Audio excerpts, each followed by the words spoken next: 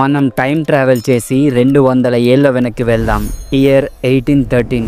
ఒకసారి ఊహించుకోండి, అప్పటి హైదరాబాద్ లో మంచి హాస్పిటల్సే లేవు, సరైన మందులు కూడా లేవు. సరిగ్గా అప్పుడే ప్లేగు అనే ఒక భయంకరమైన వైరస్ సిటీలోకి ఎంటర్ అయింది. అది ఎంత డేంజరస్ అంటే పొద్దున్న ఆరోగ్యంగా ఉన్న మనిషి సాయంత్రానికి ప్రాణాలు వదిలేవారు. లిటరలీ జనం పిట్టల్లా రాలిపోతున్నారు. ప్రతి ఇంట్లో ఏడుపులు, ప్రతి వీధిలో భయం. సిటీ మొత్తం ఒక దెయ్యాల దిబ్బలా మారిపోయింది. గవర్నమెంట్ చేతులెత్తేసింది. వేల మంది చనిపోతున్నారు. సిటీ ఎకానమీ మొత్తం కుప్పకూలిపోయింది. ఇక దేవుడే దిక్కు అని అందరూ ఫిక్స్ అయిపోయారు. కానీ వాళ్ళకి తెలియదు, వాళ్ళ ప్రార్థనలకు సమాధానం కొన్ని వందల కిలోమీటర్ల దూరం నుంచి రాబోతుందని. అదే టైంలో హైదరాబాద్ కు చెందిన కొందరు సోల్జర్స్ మధ్యప్రదేశ్ లోని ఉజ్జయినిలో డ్యూటీలో ఉన్నారు. కానీ వాళ్ళ మైండ్ మొత్తం హైదరాబాద్ గురించే ఆలోచిస్తోంది. ప్రతిరోజు వాళ్ళ కుటుంబ సభ్యులు, స్నేహితులు చనిపోతున్నారనే న్యూస్ వాళ్ళకి చేరేది. వాళ్ళు ఎంత టార్చర్ అనుభవించారో ఇమాజిన్ కూడా చేసుకోలేం. కానీ వాళ్ళ చేతుల్లో ఏమీ లేదు. కనిపించే శత్రువు అయితే పోరాడగలరు, కానీ అది కనబడని శత్రువు. అప్పుడే వాళ్ళు ఒక డేరింగ్ డెసిషన్ తీసుకున్నారు. వాళ్ళు నేరుగా ఉజ్జయిని మహాకాళి టెంపుల్ కి వెళ్లారు. అక్కడ అమ్మవారి పాదాల మీద పడి, తల్లి, మా హైదరాబాద్ ను కాపాడు, ఈ భయంకరమైన రోగాన్ని ఆపు, నువ్వు మా సిటీని కాపాడితే మేము తిరిగి వచ్చి నీకు గుడి కట్టి లైఫ్ లాంగ్ బోనం సమర్పిస్తాం అని మొక్కుకున్నారు. ఇది జస్ట్ ఒక మొక్కు కాదు, అది వాళ్ళ చివరి ఆశ. ఇక్కడే అసలు మ్యాజిక్ జరిగింది. ఉజ్జయినిలో సైనికులు మొక్కుకున్నారో లేదో, హైదరాబాద్ లో ప్లేగు వ్యాపించడం ఆగిపోయింది. మరణాల సంఖ్య కంట్రోల్లోకి వచ్చేసింది. కొన్ని రోజుల్లోనే సిటీ మొత్తం కంప్లీట్ గా సేఫ్ అయిపోయింది. ఇది యాదృచ్ఛికమా లేక నిజంగా దేవుడి దయనా? ఇది ఖచ్చితంగా అమ్మవారి అద్భుతమే అని అందరూ బలంగా నమ్మారు. అయితే వాళ్ళు ఇచ్చిన మాట నిలబెట్టుకోవడానికి డ్యూటీ ముగించుకొని వెంటనే సికింద్రాబాద్ వచ్చేశారు. 1815లో సూరేటి అప్పయ్య అనే సోల్జర్ లీడర్షిప్ లో ఉజ్జయిని నుండి తెచ్చిన అమ్మవారి చెక్క విగ్రహంతో ఒక టెంపుల్ కట్టేశారు. ఆ రోజే వాళ్ళు వండిన అన్నం, పాలు, బెల్లంతో చేసిన నైవేద్యాన్ని ఒక కొత్త కుండలో పెట్టి డెకరేట్ చేసి అమ్మవారికి సమర్పించారు. అదే చరిత్రలో మొట్టమొదటి బోనం. కేవలం కొందరితో మొదలైన ఆ వేడుక ఇప్పుడు లక్షల మంది పండుగగా మారింది. ఇంక్రెడిబుల్ కదా?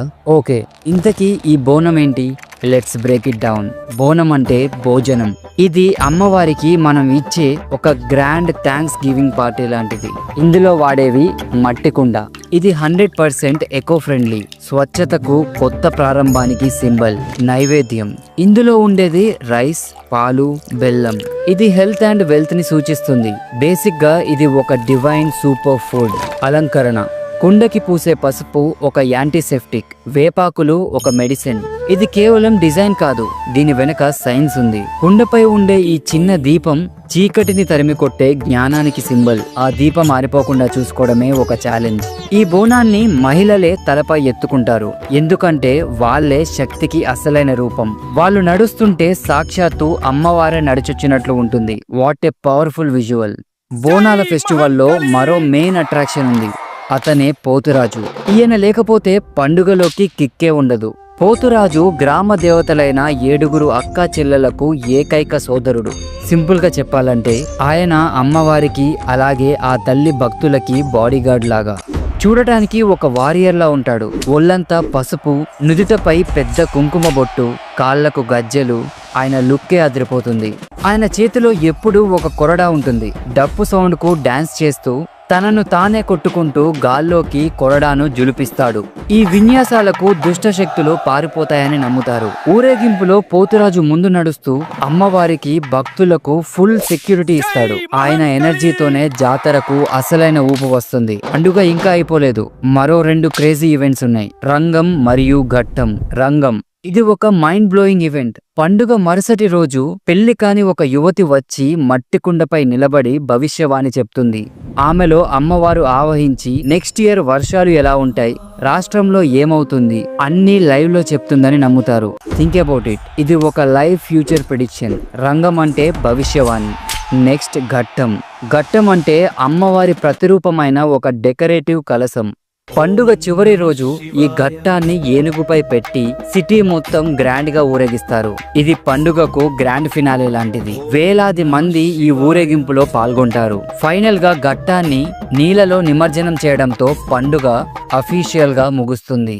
సో చూసారు కదా, బోనాలు ఒక ఫెస్టివల్ కాదు, ఇది ఒక ఎపిక్ ఈవెంట్. ఈ పండుగలో కులం మతం అనే తేడానే లేదు.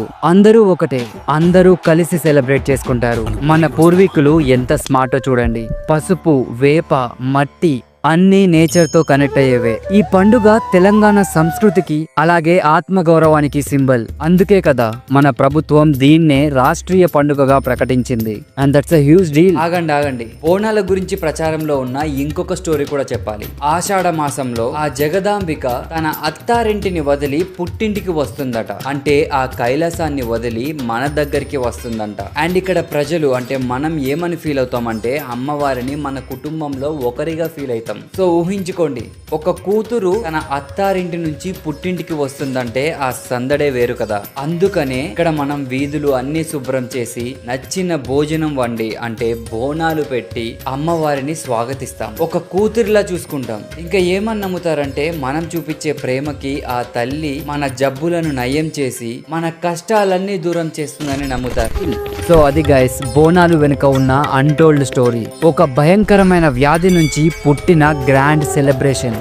ఆ నమ్మకమే ఇప్పటికీ మనల్ని నడిపిస్తుంది. బోనాలంటే ఒక ఫెస్టివల్ కాదు, అది ఒక ఎమోషన్. ఎలాంటి కష్టాన్నైనా మనం కలిసి ఎదుర్కోగలమనే ఒక కాన్ఫిడెన్స్. అండ్ ఇప్పుడు ఈ స్టోరీలో మీకు ఎక్కువగా ఏ పార్ట్ నచ్చిందో కింద కామెంట్ చేయండి. అలాగే మీ ఊర్లో బోనాలు ఎలా జరుపుకుంటారో మాతో పంచుకోండి. అండ్ ఈ వీడియో నచ్చితే వెంటనే ఒక లైక్ కొట్టి మీ ఫ్యామిలీ అలాగే ఫ్రెండ్స్ కి షేర్ చేయండి. అలాగే ఇలాంటి ఇన్క్రెడిబుల్ స్టోరీస్ మీరు చూడాలనుకుంటే మన ఛానల్ ని తప్పకుండా సబ్స్క్రైబ్ చేసి ఉంచుకోండి. సో నెక్స్ట్ వీడియో దేనిపైన చేయాలంటారు మీరే చెప్పండి. అంతవరకు సెలవు. జై మహంకాళి. ఈ వీడియోలో చెప్పిన ప్రతి అంశం మా టీం కలిసి ఎంతో కష్టపడి పరిశోధించి ప్రామాణికంగా సేకరించిన సమాచారం. మీ ముందుకు నిజమైన విషయాలను అందించాలన్న ఉద్దేశంతోనే ఈ వీడియోను రూపొందించాం. ఏదైనా తప్పుడు సమాచారం